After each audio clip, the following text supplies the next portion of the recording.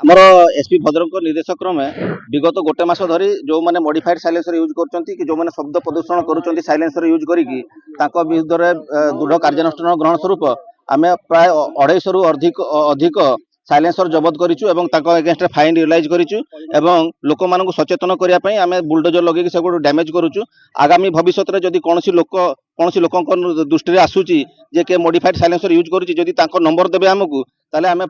उपरोक्त लोकक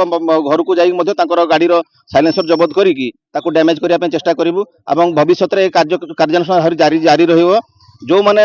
मु सचेतनता पई कहया पई चाहूची जो माने गाड़ी चलेला बेले मोबाइल रे कथा हेकी गाड़ी चलाउचंती आगामी दिन रे तांको विरुद्ध रे मध्य विहित कार्यानुष्ठान ग्रहण करा जिवो। सर आज केते संख्या रे साइलेंसर डैमेज करा हला 250 रु अधिक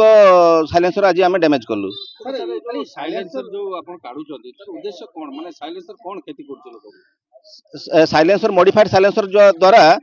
शब्द प्रदूषण बहुत मात्रा रे होची एवं जो माने आख पाखरे जाउचंती लोक से माने डरी जाउचंती एते जोर से साउंड होची लोक मानकर शब्द प्रदूषण एटा एमवी एक्ट रे हमर बैन अछि मध्य ता 10,000 टका फाइन मध्य अछि ता पई विहित कार्यानुष्ठान पई 10,000 टका पर्यंत फाइन अछि तेणु करी आमे ताकू जबत करिकि ताकू डैमेज करूछु। कंपनी पे किछ एक्शन नबो कि जो ब्रांड कंपनी सब साइलेंसर बिकुछंती जो